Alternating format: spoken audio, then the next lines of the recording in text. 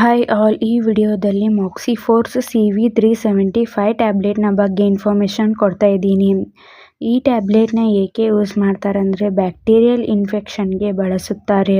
ಈ tablet throat infection, teeth infection, joints ಮತ್ತು bone infection ಆಗಿದ್ರೆ ಮತ್ತು lung infection, ear infection, urinary tract ಇನ್ಫೆಕ್ಷನ್ಗೆ ಬಳಸುತ್ತಾರೆ.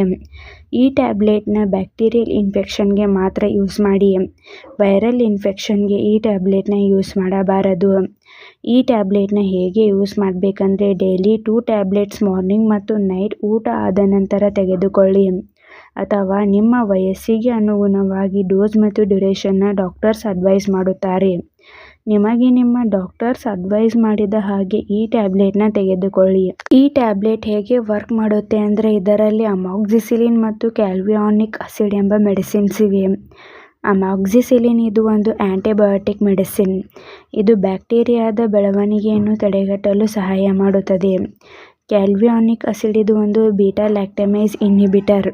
ಇದು ಬ್ಯಾಕ್ಟೀರಿಯಲ್ ಇನ್ಫೆಕ್ಷನ್ನ ತಡೆಗಟ್ಟಲು ಸಹಾಯ ಮಾಡುತ್ತದೆ.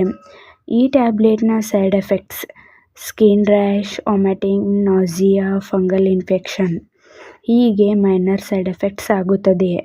ಈ ಟ್ಯಾಬ್ಲೆಟ್ ನಿಮ್ಮ ಬಾಡಿಗೆ ಅಡ್ಜಸ್ಟ್ ಆದ ಮೇಲೆ ಈ ಸೈಡ್ ಎಫೆಕ್ಟ್ಸ್ ಎಲ್ಲ ಡಿಸಫಿಯರ್ ಆಗುತ್ತದೆ. ಒಂದು ವೇಳೆ ಹೀಗೆ ಲಾಂಗ್ ಟರ್ಮ್ ಆಗಿ ಕಾಣಿಸ್ಕೋತಾ ಇದ್ರೆ ಕೂಡಲೇ ಡಾಕ್ಟರ್ಸ್ನ ಕನ್ಸಲ್ಟ್ ಮಾಡಿ. ಈ ಟ್ಯಾಬ್ಲೆಟ್ನ ಸೇಫ್ಟಿ ಅಡ್ವೈಸ್: ಈ ಟ್ಯಾಬ್ಲೆಟ್ನಲ್ಲಿರುವಂಥ ಮೆಡಿಸಿನ್ಸ್ದಿಂದ ನಿಮಗೆ ಅಲರ್ಜಿ ರಿಯಾಕ್ಷನ್ಸ್ ಆಗ್ತಾ ಇದ್ದರೆ ಈ ಟ್ಯಾಬ್ಲೆಟ್ನ ಯೂಸ್ ಮಾಡಬಾರದು. ಚಿಕ್ಕ ಮಕ್ಕಳಿಗೆ ಈ ಟ್ಯಾಬ್ಲೆಟ್ನ ಯೂಸ್ ಮಾಡುವ ಮೊದಲು ಡಾಕ್ಟರ್ಸ್ನ ಕನ್ಸಲ್ಟ್ ಮಾಡಿ ಯೂಸ್ ಮಾಡಿ.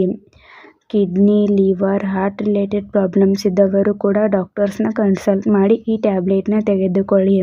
ಮತ್ತು ಪ್ರೆಗ್ನೆನ್ಸಿ ಪ್ಲಾನಿಂಗ್, ಬ್ರೀಸ್ಟ್ ಫೀಡಿಂಗ್ ವುಮೆನ್ಸ್ಗೆ ಈ ಟ್ಯಾಬ್ಲೆಟ್ ಸೇಫ್ ಆಗಿರುವುದರಿಂದ ಡಾಕ್ಟರ್ಸ್ ಅಡ್ವೈಸ್ ಮಾಡಿದರೆ ಮಾತ್ರ ಯೂಸ್ ಮಾಡಿ.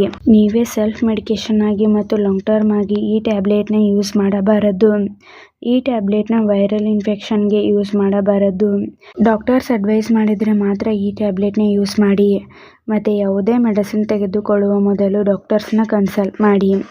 ಈ ವಿಡಿಯೋ ನಿಮಗೆ ಇಷ್ಟ ಆಗಿದ್ರೆ ಲೈಕ್ ಮಾಡಿ, ಕಮೆಂಟ್ ಮಾಡಿ, ಶೇರ್ ಮಾಡಿ. Thank you.